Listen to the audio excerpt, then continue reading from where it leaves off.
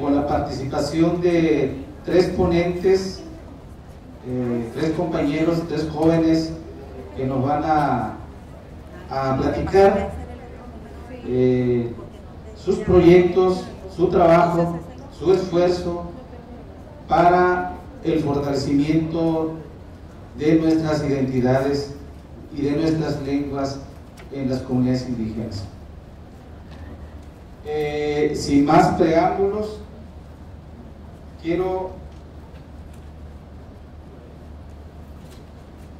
pasarle la voz al compañero Jesús Mendoza Mejía, que nos va a hablar sobre el patrimonio cultural inmaterial ensamblado en redes, prácticas digitales y el papel de los jóvenes durante el Janocolo en Huejutla, Hidalgo.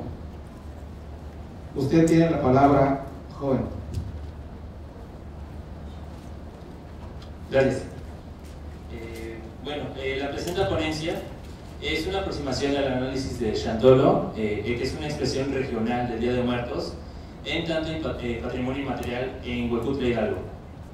Esta es investigación que se ha realizado desde 2015 para obtener el grado de maestría en estudios políticos y sociales de la UNAM. Bueno, esta propuesta parte de que los procesos de patrimonialización ocurren en red, en la cual diversos actores confluyen en un sistema organizado en redes, nodos y flujos. Redes o enlaces que conectan o no a actores dentro de la patrimonialización, con nodos interconectados con mayor o menor importancia, en donde lo que fluye son valores, intereses, significados que conectan o desconectan actores, una red que siempre está en continua reconfiguración.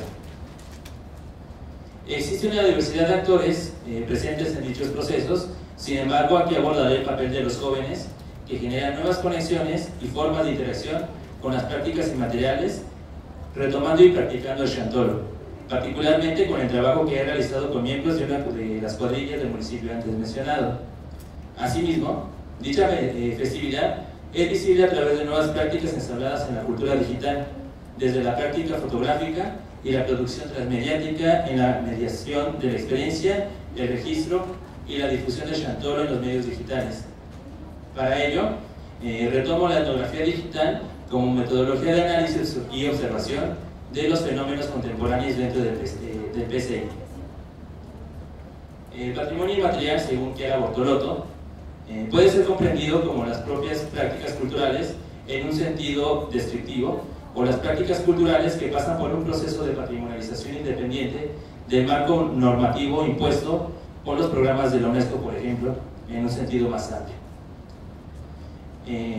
Este patrimonio está en un constante vaivén entre la autodesignación por parte de los actores mismos y la validación, difusión internacional de la práctica por los estados. Lourdes Arizpe menciona que el patrimonio cultural inmaterial debería entenderse como un proceso de creación que comprende habilidades y posibilita factores, productos, repercusión y valor económico. Es decir, el PCI hace referencia a un proceso creativo en el que se ponen en juego los valores comunitarios, la memoria colectiva, los conocimientos, técnicas y saberes, los actos performativos, las formas de interacción, entre otros, que son parte del momento de creación y recreación y transmisión del mismo PCI.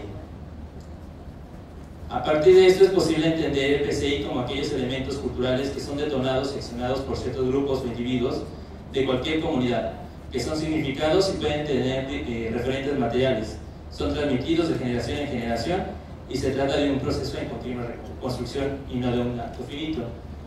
También cabe recalcar que dentro de la dinámica del patrimonio inmaterial no podríamos entenderlo como un proceso sin conflicto.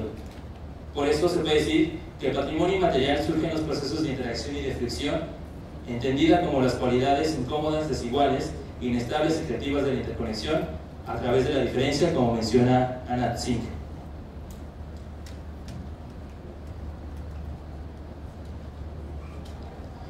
Y bueno, entonces la patrimonialización puede ser entendida como el proceso de construcción de significado y sentido de los elementos culturales, a través de la asignación de valores que los agentes culturales hacen con ciertas finalidades.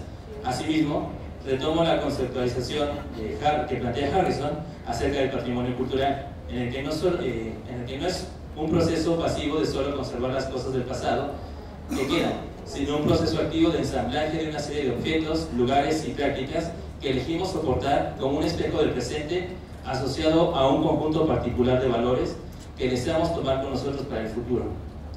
En este sentido, retomando lo planteado por Castells acerca de la sociedad red, formada por configuraciones concretas de redes globales, nacionales y locales en un espacio multidimensional de interacción social, podríamos hablar de un proceso de patrimonialización en red, en la cual diversos actores confluyen en un sistema organizado en redes, nodos y flujos, redes o enlaces que conectan o no actores dentro de la patrimonialización con nodos interconectados con mayor o menor importancia, en donde lo que fluye son valores, intereses, significados que conectan o desconectan a estos actores y que están en constante reconfiguración. En este sentido está el mapa de aquí arriba, en donde existen actores internacionales como la UNESCO, que se vinculan con los gobiernos nacionales a través de sus instituciones, que se vinculan o no con las instituciones locales y los agentes portadores de cultura, en la cual también se relacionan asociaciones civiles, organizaciones empresariales y otros actores que no participan directamente del patrimonio, donde los valores se reconfiguran y fluyen, concibiendo a la patrimonialización como un proceso no lineal, con una multiplicidad de actores y de sitios desde los cuales se constituyen.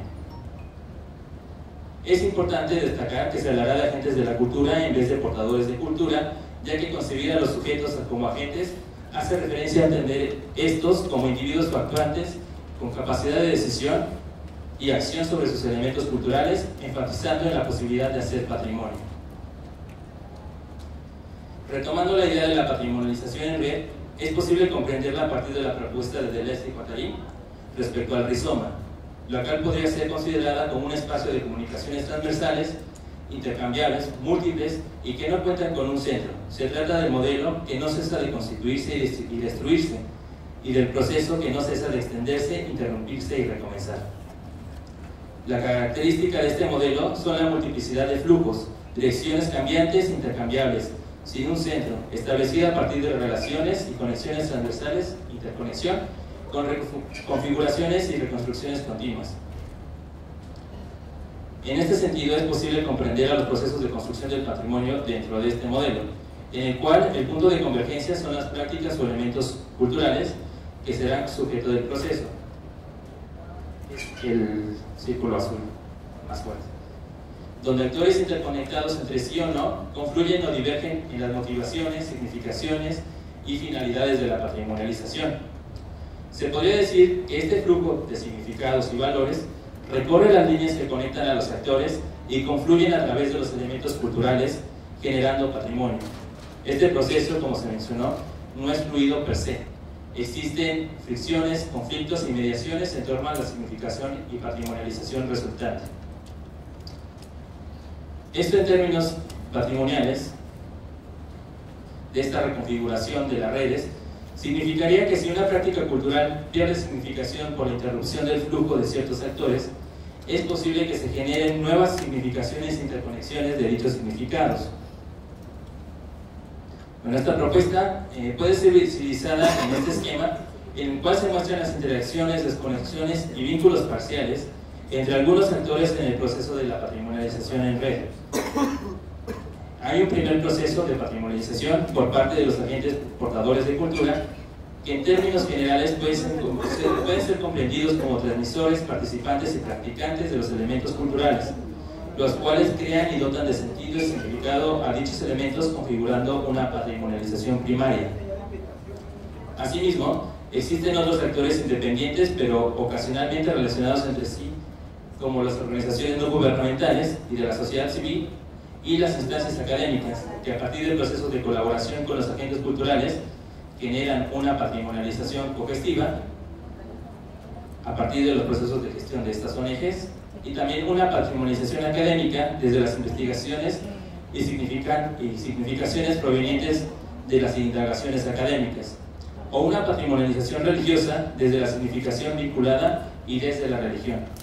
De igual forma, A partir de los efectos generados por el giro cultural del turismo y la inserción del PCI en las esferas de consumo de la sociedad y la iniciativa privada, se podría hablar de una patrimonialización para el consumo, la cual es generada a partir de la construcción de narrativa, discursiva y audiovisual de las prácticas inmateriales que en muchas ocasiones están disociadas de los significados interiorizados de los mismos. Por otro lado, está la patrimonialización institucional, que es generada a través de los dispositivos culturales y legislativos de los estados, que es la más común que existe, o que es más evidente. Y es un proceso que se da a partir del reconocimiento, visibilidad y difusión de los elementos culturales, impulsado por diversas instancias del gobierno local, regional y nacional, así como las instancias encargadas de la política cultural de dichos niveles. Por último, es posible hablar de una patrimonialización global, a partir de los marcos normativos generados particularmente por la UNESCO, quien a partir del establecimiento de ciertos criterios y requisitos patrimonializan a través de dispositivos tales como las declaratorias y la inscripción en las listas de patrimonio de la humanidad. Y bueno, como le mencioné, en este caso yo retomo el tema de Chantolo o Micahui. Es la festividad por excelencia de diversas comunidades de las huastecas, especialmente de la potosina, la veracruzana y la hidalguense, en la que se conmemora el regreso de los seres queridos que han fallecido. Forma parte de las diversas manifestaciones sobre el Día de Muertos en el país, la cual ha sido integrada en 2008 en la lista representativa de patrimonio inmaterial por UNESCO y en este caso cuenta con una declaratoria a nivel estatal desde 2015. La fiesta de Chantolo se celebra de manera peculiar en la Huasteca hidalguense. En este caso, se aborda de manera muy general las particularidades de la misma en tanto patrimonio cultural inmaterial en el municipio de Huejutla Hidalgo. La festividad inicia desde el 24 de junio, el día dedicado a San Juan Bautista, en donde se da inicio a los preparativos como la siembra de flor, la crianza de marranos, guajolotes, gallinas y pollos. Otra de las fechas importantes es el 29 de septiembre, donde se hace una primera ofrenda. Después, el 18 de octubre, se da una segunda ofrenda y los integrantes de lo que se llama cuadrillas, que son grupos de jóvenes danzantes, realizan un ritual que se llama la bajada de máscaras. Ahorita más adelante voy a tratar de hablar rápidamente de cada uno porque son actividades o procesos que tienen su especificidad. Posteriormente, el 30 de octubre es el día en que todas las personas montan sus ofrendas, para que el 31 de octubre es el día que está dedicado a los angelitos, a los niños fallecidos. El 1 de noviembre dedicado a los difuntos grandes y el 2 de noviembre está dedicado a la ánima sola, para después el 30 de noviembre concluir con la festividad, con lo que se llama el Chantolo chiquito y se hace ahora el ritual de destape de disfrazados. Bueno, siguiendo la propuesta sobre la patrimonialización en red, es posible plantear los diferentes actores que forman parte de la misma. En tanto patrimonialización primaria, se encuentran quienes han transmitido los significados y prácticas de Chantolo. Las personas participan de las actividades públicas y privadas que caracterizan el festejo y los practicantes miembros de las cuadrillas de disfrazados, los artesanos de cerámica y de madera, así como los grupos de músicos que tocan los sones huastecos. La patrimonialización académica, en tanto las investigaciones y producciones audiovisuales que construyen narrativas transmedia en torno a la festividad. También la patrimonialización religiosa, que se limita al ritual litúrgico del Día de Todos los Santos y Fieles Difuntos de la religión católica, así como la patrimonialización para el consumo, enfocada hacia la producción de narrativas audiovisuales que conducen a un reconocimiento de la importancia de la práctica y que se constituyen como herramientas para la transmisión a través del formato DVD o CD. Y por último, una patrimonialización institucional en el que se visibiliza, reconoce y difunde la festividad del Chantolo a través de realizar actividades a escala municipal, contando con un proceso de patrimonialización a nivel estatal y una patrimonialización global en tanto expresión local de la festividad indígena dedicada a los muertos declarada por la UNESCO. Y en este sentido, yo he trabajado con un grupo de jóvenes que son cuadrillas, se le llama cuadrillas este grupo de jóvenes que bailan, que son estos que están allí. Bueno, desde la primera estancia en campo me percaté de la importancia que tienen los jóvenes durante la festividad de Chantor, principalmente por su participación desde las instituciones educativas a las que pertenecen, desde educación preescolar hasta la educación superior, también en la elaboración de ofrendas y en la participación con cuadrillas integrados por chicas o chicos. De igual forma, hay otro grupo de jóvenes agentes culturales que han recuperado y practican desde hace 7 años los bailes de cuadrilla. La cuadrilla Nueva Generación Fe y Tradición se conforma de un grupo de 34 integrantes provenientes de diferentes colonias de Huejutla y con edades desde los 5 a 34 años. Entonces es muy variado la edad de los integrantes, quienes han representado al municipio en diferentes eventos culturales en el estado de Hidalgo y en otros estados. Es una cuadrilla originaria de Huejutla que se dedica al rescate cultural, como ellos lo mencionan, ya que aparte de bailar se consideran promotores culturales en el sentido de que promueven la tradición. El ser disfrazado, al menos para Naim y su hermano Eric, que son uno de los integrantes de la cuadrilla, es una tradición de familia, en la cual sus abuelos, bisabuelos y tatarabuelos fueron disfrazados. Y bueno, para ellos pertenecer a la cuadrilla es compartir los saberes que les transmitieron, ya que cada uno desde su experiencia aporta con elementos para la práctica. En este sentido, son pocos los jóvenes que sus familias sí practicaban o participaban en estas cuadrillas, pero al momento de empezarse a integrar con otros más, pues fueron enseñándoles los pasos y cómo era esta cuestión. Bueno, en estas fotografías que están presentándose, justo es el ritual de la bajada de máscaras. Así que rápidamente, lo que consiste es que el capitán o quien dirige la cuadrilla guarda en su casa, en un tapanco, que es como una especie de piso superior de su casa, en un costal todas las máscaras de las personas, de los integrantes de la cuadrilla. Y en el 18 de octubre, ese día los bajan del tapanco en un ritual, y como en ese momento se hace una segunda ofrenda, se ponen en esta ofrenda para sahumarlos con copal, para proteger a estos jóvenes que van a bailar. Y después de que están, por así decirlo, como curadas las máscaras, son a una puestas en las personas. Estos también son la cuadrilla. Y en el caso de la cuadrilla hay diferentes personajes. Este que está aquí presentado se llaman chinolas o mujeres. Son los jóvenes que se disfrazan de mujer y se ponen una máscara de manta que está maquillada. También están los huevos coles o viejos, que igual es con tienen traje de manta y una máscara que asemeja a una persona anciana. El diablo o choto, en este caso hay personas que no consideran al diablo dentro de las cuadrillas. También están los coyumes o vaqueros, que son como la ridiculización de los españoles. Y bueno, también estaba por ahí la muerte, pero se perdió por ahí. Y bueno, estos jóvenes participan en diferentes concursos de cuadrillas, en donde diferentes grupos de bailes se juntan, y bueno, se hace el concurso con diferentes categorías o elementos a considerar para ver quién gana o no. Bueno, en este caso, los 34 chicos que conforman la cuadrilla se reúnen cada semana para enseñar, especialmente cuando las fechas del Chantolo están cerca.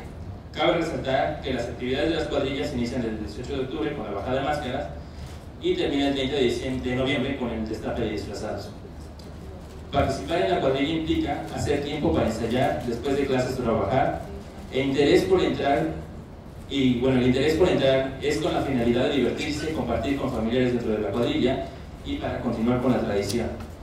Pertenecer a la cuadrilla construye procesos de identidad colectiva en el que no solo se ven como compañeros de baile, son amigos, familia. Por otro lado, el papel de estos jóvenes no se ha limitado solo a la creación de nuevas redes y reconexiones de la recursividad de la práctica del Chantolo. Se han constituido, al igual que el resto de la población con acceso a dispositivos móviles o digitales, como actores que registran, difunden y viven dichas prácticas ensambladas en la cultura digital, que se constituyen como herramientas para la salvaguardia del patrimonio inmaterial. Por ello, la estrategia metodológica de la etnografía digital se muestra como una herramienta idónea para el análisis de las prácticas digitales del patrimonio inmaterial. Con el advenimiento de una sociedad global que interactúa con las nuevas tecnologías, Christine Hein, entre otros autores, propone otra forma de realizar etnografía, con el objetivo de encontrar nuevas vías para entender cómo tienen sentido las prácticas socioculturales a través de nuevos lugares y nuevas conexiones. Y bueno, en este caso no ahondo más en esta cuestión de la etnografía digital. Y bueno, en este caso, aquí yo lo que hice fue analizar, a partir de la experiencia en campo, las prácticas digitales o las prácticas que tenían las personas a través de la práctica fotográfica. De cómo estas prácticas fotográficas mediaban la experiencia, cómo a través de ellas podían conocer, experimentar el Chantolo.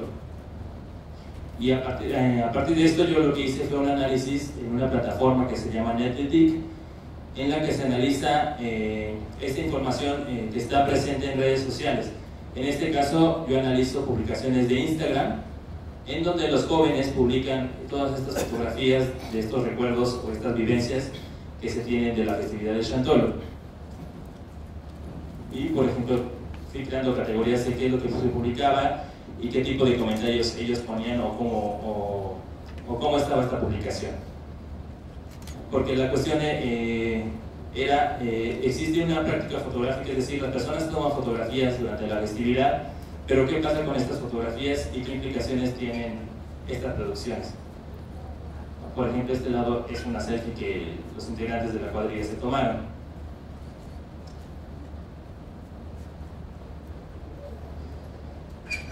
Por otro lado, las tecnologías brindan la oportunidad de realizar registro de las prácticas inmateriales, pero es el registro en video la principal herramienta utilizada para evitar la congelación de las acciones.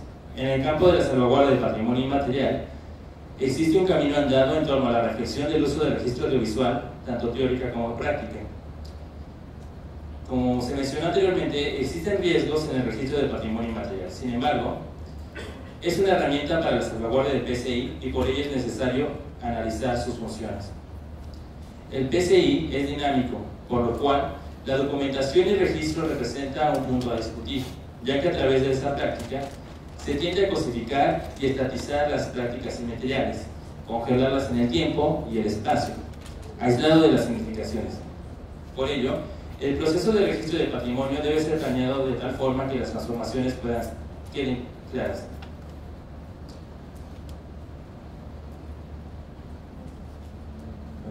Y bueno, retomo también otra idea de un autor que se apellida Lee, en el que plantea que dentro del patrimonio inmaterial hay una multiplicidad de narrativas y de representaciones del patrimonio. Y en este sentido, para comprender al patrimonio cultural es necesario comprender o analizar estas representaciones audiovisuales que existen alrededor. Y no solamente son, bueno, están por ejemplo las producciones audiovisuales que se hacen más para televisoras, por ejemplo, de los noticieros.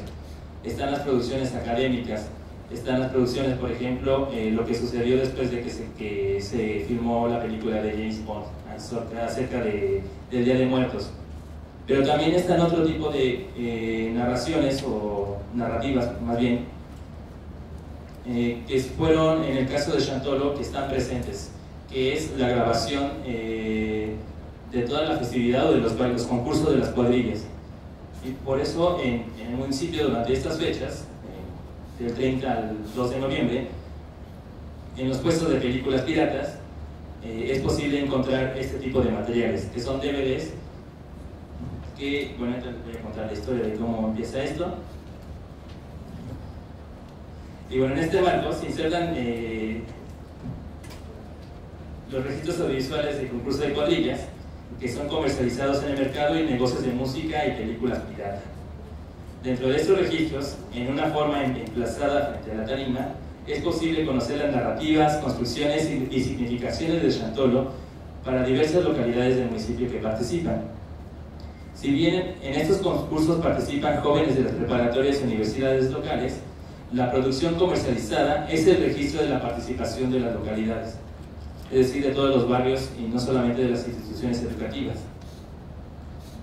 Y bueno, la historia detrás de estos DVDs que se crearon es que en 2003 se hizo un primer video casero por una persona, pero este video llamó la atención de todos los pobladores y iban a su local y le pedían que les quemara en un disco esa grabación que hizo. Por eso hasta 2009 empieza a ver que hay un interés por las personas en tener estos registros en DVD de los bailes de cuadrillas, ¿no? Y sobre todo también de la música. Sí. Y bueno, menciona que la mayoría de las personas que lo compran les parece bueno que existan este tipo de materiales, ya que es una forma de compartir la tradición, son recuerdos que quedan grabados, es un recuerdo de cómo se hace la fiesta, cómo fue el año pasado, también porque lo quieren para tenerlos para siempre, y porque es posible ver cómo se festeja Chantolo en otras comunidades. Es decir, se constituyen como medios para difundir y también para salvaguardar la práctica de Chantolo frente a la idea de la venta de la cultura a través de estos medios. Los agentes culturales que están inmersos en la práctica de Chantolo ven con buenos ojos estos materiales que propician la difusión, salvaguardia y transmisión de la misma.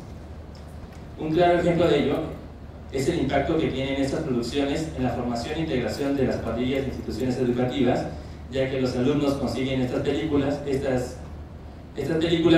para replicar los pasos. Y bueno, en este caso, contrario a la idea de la venta de patrimonio, dicho registro tendrá sentido pensarla como un agenciamiento en los procesos tecnocientíficos de salvaguardia del patrimonio inmaterial, porque se ha decidido qué registrar, cómo, a quiénes, dónde y para qué. Y como reflexiones finales, un primer punto, estas reconfiguraciones de la práctica y valoración de Chantolo por parte de los jóvenes, la inserción del patrimonio inmaterial en los medios digitales, que es algo innegable. También pensar la etnografía digital como un nuevo método para el análisis del PCI, esta cuestión de la multiplicidad de narrativas audiovisuales, o de cualquier tipo de narrativas también. También pensar el PCI ensamblado en red y su diversidad de actores, y también la importancia de la práctica fotográfica y transmediática en la salvaguardia del patrimonio cultural y material. Gracias. Muchas gracias a Jesús Mendoza. Vamos a solicitar la palabra o darle el micrófono al joven Francisco Ramírez Arroyo, que nos va a hablar sobre el modelo digital para la conservación y preservación de la lengua y la cultura yaqui. Es aquí en Sonora. Sí, adelante, joven. Bueno, cambio de posición porque si no, no voy a ver de lo que estoy hablando.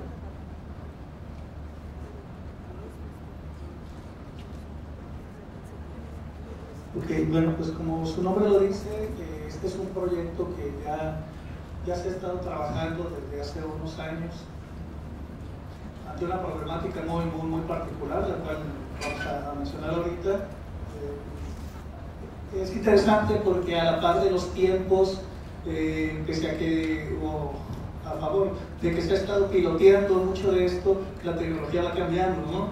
Entonces hay que estar transformándolo, aunque sea piloto de repente, para estar a la par del momento, pues de hacerlo, como hacemos por aquí, ¿no? Reventar o hacerlo mucho más amplio. Cada día estamos avanzando mucho más en esto y pues bueno, quiero pensar que vamos muy bien, al menos hay mucho optimismo en ello, ¿no? Entonces, pues bueno, aquí es un modelo digital para la conservación y preservación de la lengua y la cultura yaqui. Es un nombre muy atrevido, y por otro lado, de labores titánicas, ¿no?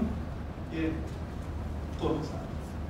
Antecedentes, bueno, quiero mencionar rápidamente que un servidor comenzó ya hace 7 años con un proyecto de gestión y divulgación cultural llamado Cultura Portátil, el cual, pues bueno, inició con envíos vía Bluetooth a dispositivos móviles de poesía, pintura, música, obra de compositores, artistas en general, jaliscienses, en este caso allí en Guadalajara, y pues bueno, los resultados que tuvo fueron impresionantes, ¿no? Miles y miles y miles y miles de descargas a los dispositivos móviles que lograron superar incluso el plan de promoción que tenía Secretaría de Cultura del Estado, ¿no?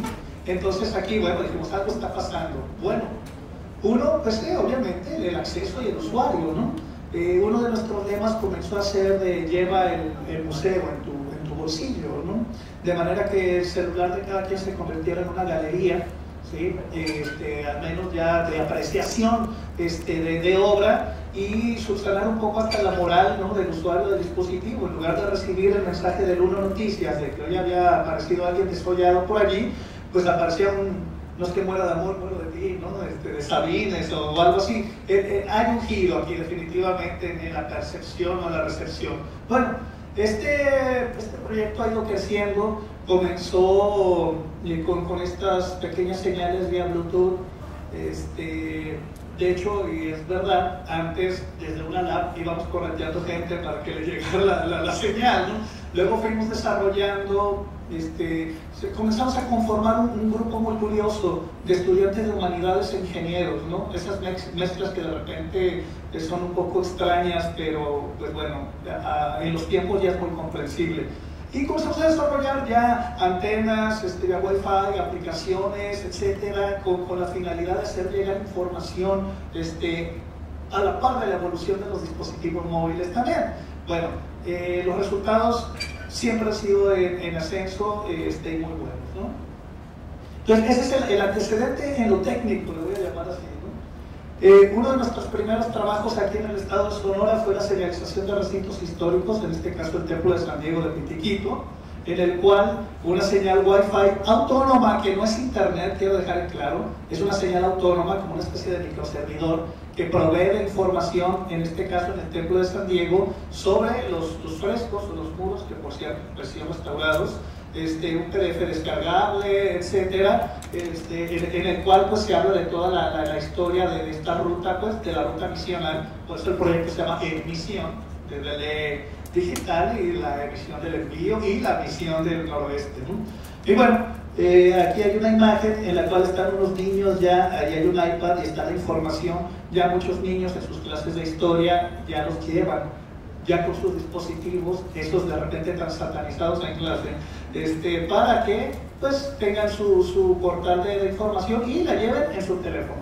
Entonces aquí el templo, virtualmente hablando, también se va al dispositivo móvil, ¿no? Esto ya se hizo en Caborca también, y ya se hizo en Magdalena como parte pues, de este proyecto de la ruta misional. Esto es interesante. En la Feria Internacional del Libro, una de las más grandes, sino la más grande de Latinoamérica, tuvimos un stand sin libros. O sea, fue el primer stand sin libros en la Feria del Libro. ¿Qué pasaba allí? Bueno, allí estaba el centro de emisión, entonces la gente se acercaba y en su teléfono descargaba poesía, cuentos, pinturas, etcétera, y seguía su recorrido. Por día fueron alrededor de 1500 descargas. Estamos hablando que si la fila dura casi 7 días, pues esa que leche le cuentas, ¿no? Entonces, pues fue para nosotros también un éxito. Y bueno, para la Universidad de Guadalajara hicimos algo similar, en la Feria Internacional de la Música también, en la Feria del Libro de aquí de Hermosillo, un libro gigante que al mismo tiempo era un emisor de señal, y que tiene un código QR también en el cual se descargaba la información de los eventos, literatura, etcétera, ¿no? Bien, aquí técnicamente pues tenemos un gran soporte en cuanto al antecedente de este proyecto. Ese código, si ustedes lo escanearan ahorita, lo redireccionaría inmediatamente al de la Feria del Libro, y es un Scrabble también, es un juego, ¿no? Y bueno, y el tema Yaqui, que es el que nos tiene aquí. Último antecedente, en la Feria Internacional del Libro el año pasado hicimos nosotros una biblioteca móvil digital, la cual consiste en una señal autónoma pequeña que cabe en una mochilita, y la cual abarca 100 metros de radio. Esa señal, insisto, no es internet, la podemos poner en medio del desierto y estar irradiando esa señal en un centro cultural, educativo, etc. Lo he pensado y es en serio, para las colas largas del Seguro Social, cuando uno está esperando, pues mejor nos ponemos a leer de momento, ¿no? Y bueno, aquí la cosa es, allá arriba dice cultura portátil, hay una señal Wi-Fi libre. De hecho, ustedes si agarran su dispositivo móvil y encuentran esa señal, se van a poder conectar, aunque les digan que no está conectado en internet. En este momento, aquí en este recinto, esta señal está circulando.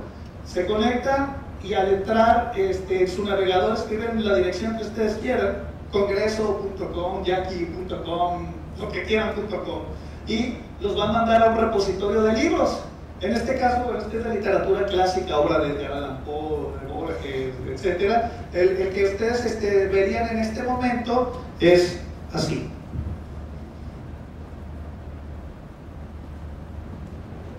Ahí está la señal cultura portátil.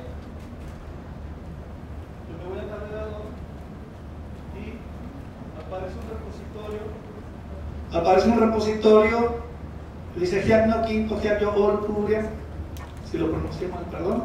Y viene el diccionario Yaqui español, por ejemplo, antes de que me reclamen derechos de autor, esto es con fines ilustrativos. Y ahí está para leerse. Hay un texto por allí de este investigador, el buen Paquero, sobre el Cuyania, otra etnografía, otro trabajo que han estado haciendo los maestros yaquis también, un escaneo, el de la medicina tradicional, relatos en lengua yaqui, y bueno, podemos dar el ejemplo, ¿no? Fíjense bien, lo que haríamos al tener nosotros ese repositorio, ahí donde dice leer,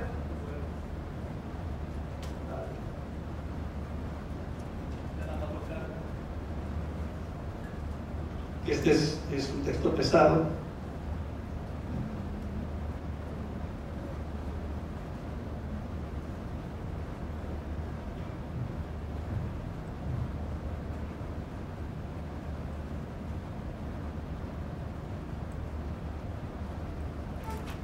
Y aquí podemos encontrar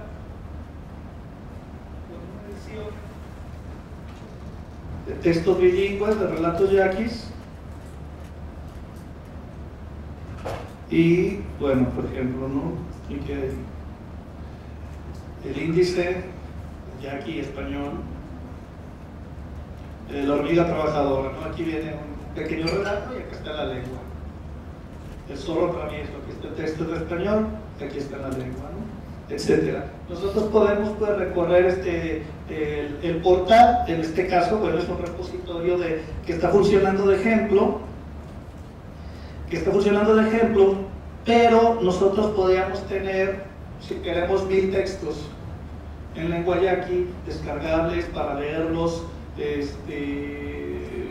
colocarlo, que es la intención en los centros educativos yaquis.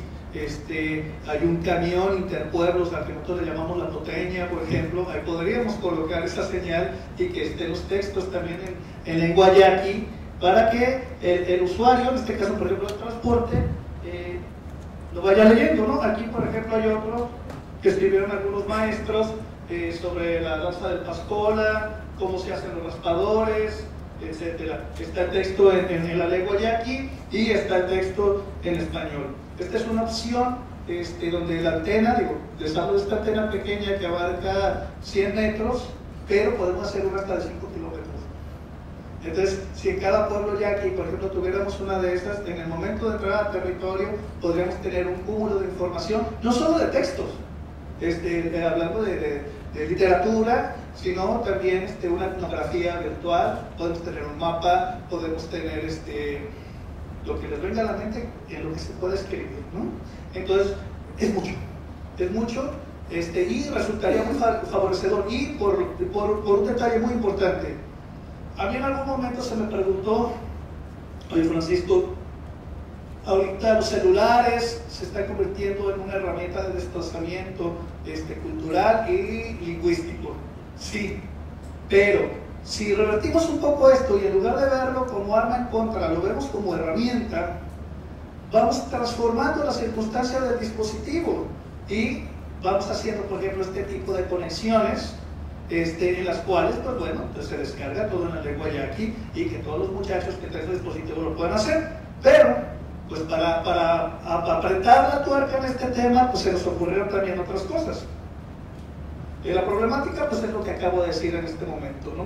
O sea, lo que se le conoce como la colonización digital, que al mismo tiempo es lingüística. A nosotros los hablantes de español nos ha pasado, y nos pasó cuando recién llegó Internet, que todo estaba en inglés.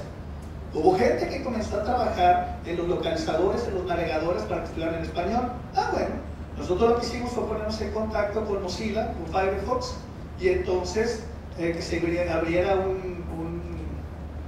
que nos dieran acceso, privilegios de desarrolladores, para hacer esas cadenas, pero en lengua yaqui. De manera que nuestro navegador para Android estuviera en la lengua. Entonces yo agarro el navegador, está en la lengua y accedo a los textos en la lengua también. Es una práctica continua, es una práctica constante. Para el navegador de Android se necesita de entrada 5.000 palabras y para el de escritorio 50.000. A esto me refiero con la labor titánica, ¿no? ¿Cuántos tienen que trabajar en ello?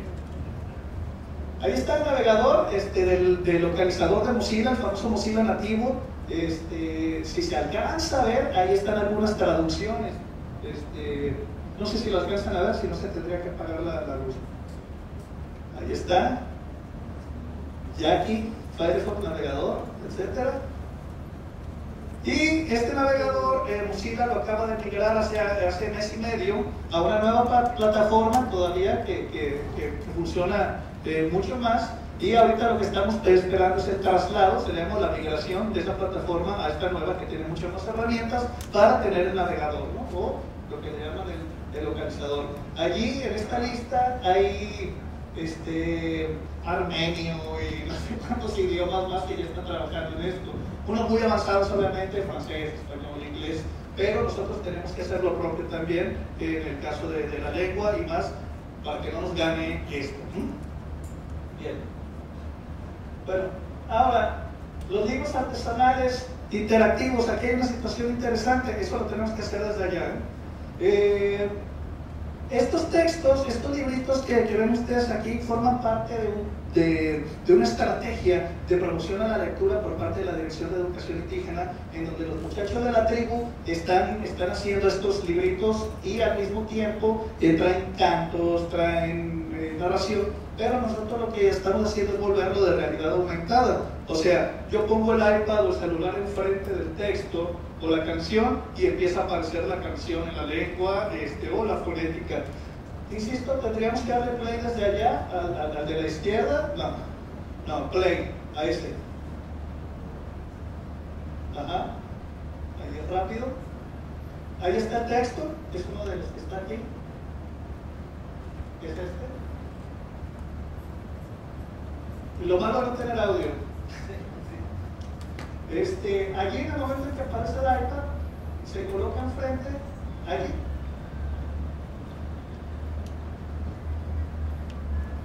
Es la canción pero ya aquí, del texto que tienen ustedes en el libro. ¿Sí? Entonces, imagínense todas las posibilidades que hay también para recrear desde el dispositivo, ¿sí? La fonética de la lengua, ¿no? Bien, nos vamos rápido. Ahí está.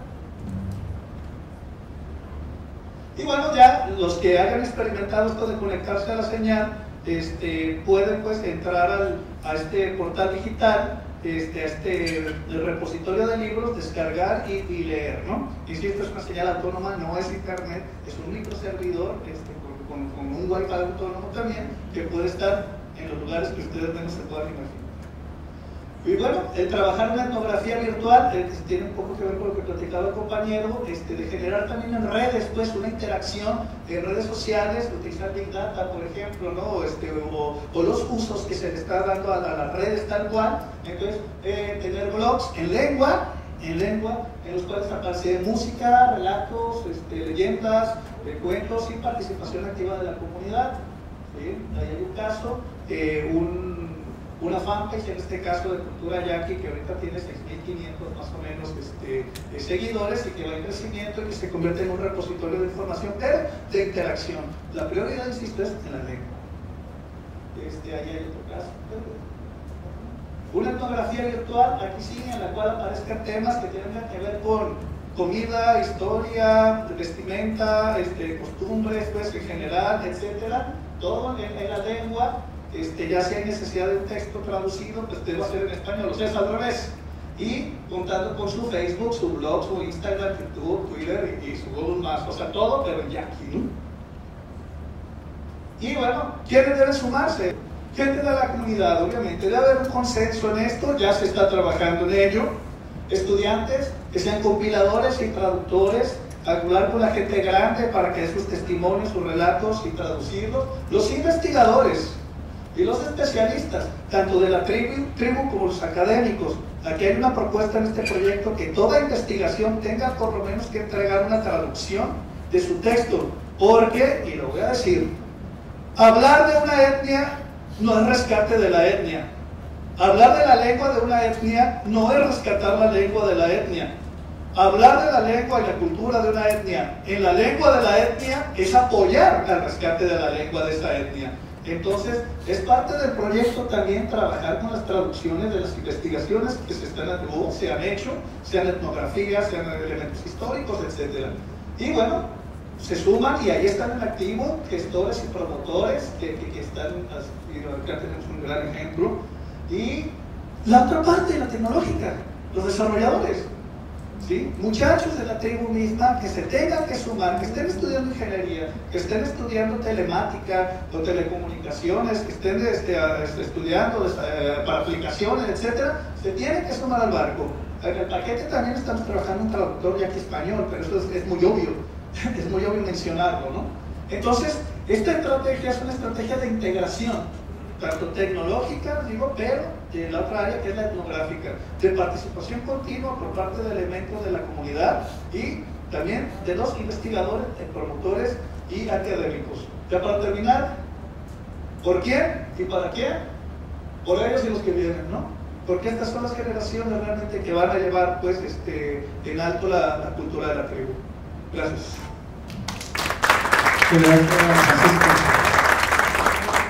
La verdad, muy interesante la exposición. Vamos a dar un espacio para preguntas y respuestas, para finiquitar, porque ya no estamos comiendo el tiempo. Unas 2 o 3 preguntas y nos vamos recio. ¿No hay?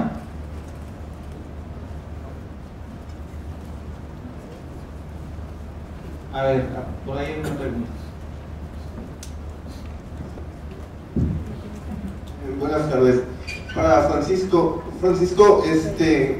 ¿cuáles son los retos en un área, tú los puedes aterrizar, cuáles son los mayores obstáculos y retos que te has enfrentado al hacer esto? 2, 3.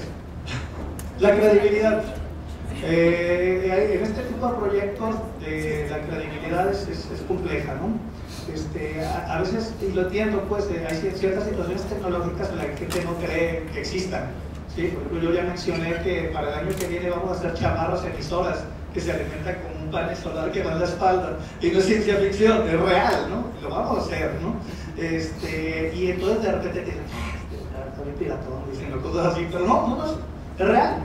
Es real. Digo, muchos no podrían pensar que en este momento esa mochila que ustedes están viendo allí es la que les está mandando las señales, ¿no?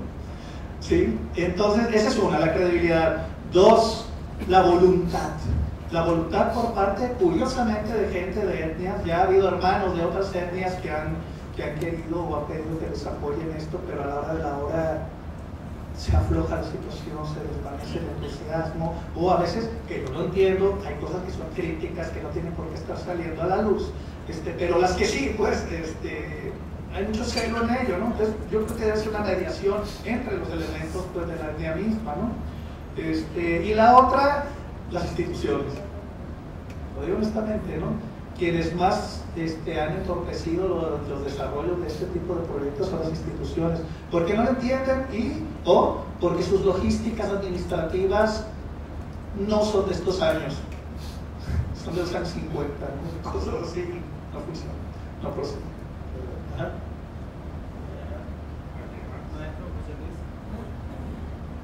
Me va a regañar. Perdón. No, para nada, al contrario, felicitarte por que estás haciendo una propuesta seria, viable sobre esta cuestión. El comentario es más bien en el sentido de que para los yaquis es posible hacerlo, para los otros grupos es muy difícil por las situaciones lingüísticas que atraviesan. Entonces, si un proyecto de este tipo se puede hacer, es precisamente con los yaquis, inclusive tal vez con los tarahumaras para el norte de México y con los tepehuanos del norte. Para los otros grupos se necesitarían otros tipos de proyectos que dieran cuenta de las características que tienen precisamente sus lenguas y sus culturas. Esto es porque casi siempre se plantea la cuestión de los proyectos con los grupos étnicos o con las lenguas indígenas como si fueran homogéneas, como si todo el mundo fuera lo mismo, ¿no? Y entonces una de las cuestiones es que primero se tiene que ver cuáles son las características que tiene el grupo y después a poder aterrizar proyectos de acuerdo a esas características. Y en ese sentido, pues te felicito, bueno, estás trabajando con un grupo que tiene la capacidad para hacer este tipo de cosas. Claro. Para meterse con los otros grupos tendría que hacerse proyectos distintos para aterrizarlos de acuerdo a esas características.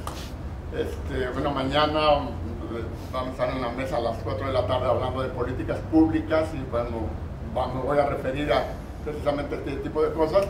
Y el jueves voy a hacer una presentación sobre un modelo de revitalización lingüística que propongo, en donde no está lejos esto. O sea, yo no soy de los que digo vamos a criticar la cuestión de los medios porque son los que acaban con la lengua. Yo creo que hay que revertir esto. Los yaquis son expertos en poder refuncionalizar en donde se localiza. Y en este caso lo se puede hacer y por eso es que es viable. Y entonces la cuestión es eso. Lo que a mí me llama más la atención es la cuestión de la oralidad. El hecho de que puedan poner un programa en donde hay un texto, ese texto se puede escuchar en la lengua, porque de otra manera para quienes no hablamos la lengua, o sea, la vamos a leer como leemos el español, o un hablante de inglés la va a leer como habla el inglés. Entonces es muy importante y tal vez eso se tendrá que trabajar un poco en estos programas para que la gente entienda toda esta cuestión de la fonética y de la gramática del yaqui y de las otras lenguas y poder en ese sentido entender este trasfondo que hay en cada una de estas lenguas, claro, que implica todo lo demás que has dicho. Claro. Gracias. Sí, conocer el terreno, pues en cómo interactúa la lengua y las herramientas que tiene a la mano, ¿no? Y echar mano de ello. Y cierto es que el caso yaqui no es el caso serio, ni es el caso tocono, por ejemplo, ¿no?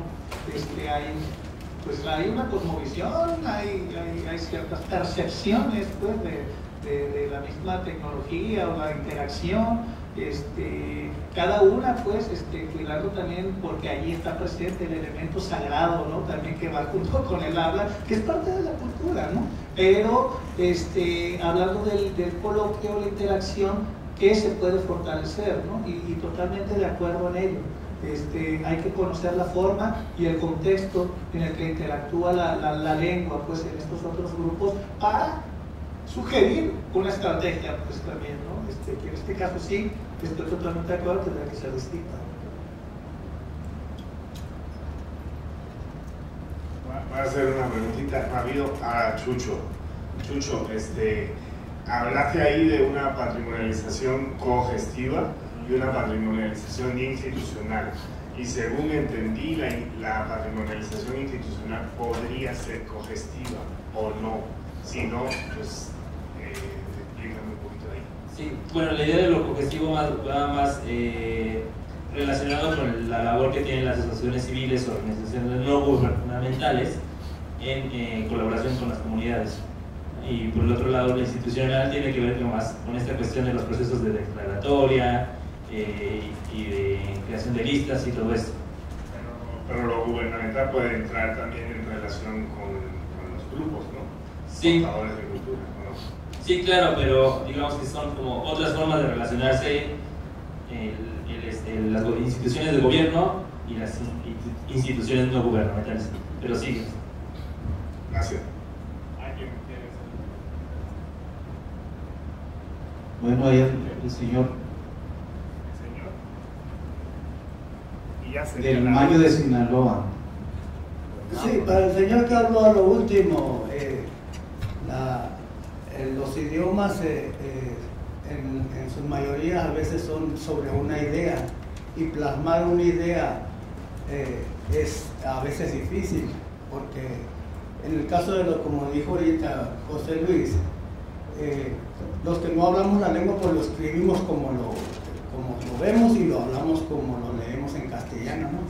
Entonces en el caso de la lengua Yoreme, en el caso de Yoeme y Yoreme, que pues es el mismo idioma, hay un juego de formas al momento de hacer la oración, y tal es el caso que puede ser un buen estudiante de la lengua Yoreme, pero dos hablantes de la lengua Yoreme pueden hablar en sentido figurado y el estudiante no entiende. Entonces esas formas también las tienen ustedes que verificar bien, porque por ejemplo para ti no te suena nada decir Wittiweme, que sería lo que va derecho, ¿no? Pero el contenido de Wittiwenta es el agua, Wakiamne, Waje, te dice tengo la ropa seca, Waji, el pantalón seco, pero no quiere decir el pantalón seco, quiere decir que no trae dinero. Entonces en ese sentido la lengua tiene muchas formas, y en el caso de nosotros que utilizamos la lengua a diario, utilizamos 1,000 formas de hablar la lengua sin utilizar la cuestión formal. Sería pues como informal o como hacerlo a través de una forma. Eso también sería parte de tu trabajo, descifrar las formas de comunicación. Claro. Sí, porque también sería parte de tu chamba, sería verificar las formas de cómo aplican la formación de la oración en sentido figurado. Claro, sí, más gracias. De hecho, aquí el tema precisamente es que no es literal, pues, y como mencionaba hace rato, la lengua es el vehículo de la cultura. La etnia misma sabe el trasfondo que hay con las palabras. Por eso mismo, y para no llegar a situaciones de riesgo, la sugerencia de que la misma comunidad, los maestros yaquis, la gente que está en esa profundidad de la lengua, sea, porque esa es la parte que le compete y es la parte de respeto, sea la que se aboque a ese tema de la traducción y todo, ¿no? Los otros, pues, como en el caso de uno, es como entrar en estos elementos técnicos también de las herramientas o las estrategias para vincular la interacción que hay, en este caso con la tecnología, ¿no? Pero cierto es que esto es o sea, todo el lenguaje en sí mismo pues lleva otro trasfondo, no es literal tal como lo podemos estar escuchando, ¿no? Y sí, es en las partes que hay que poner bastante atención, ¿no? Pero sí, gracias. Muy bien, pues muchas gracias Francisco, Jesús, por la participación y por habernos ilustrado sobre el uso, ¿no? y el gran valor que pueda tener el uso de los dispositivos móviles y la tecnología sobre todo. Quiero agradecer a todos ustedes por el tiempo, el espacio que se dieron para con nosotros y seguir disfrutando este joven aún congreso. Tienen por ahí en sus manos el programa, hay una gran variedad de actividades de carácter cultural, académicas, y vale la pena la verdad disfrutar estos espacios, estos momentos de análisis y de reflexión en torno a lo que es la cultura de nuestros pueblos. Muchas gracias y enhorabuena Francisco nuevamente y Jesús. Gracias.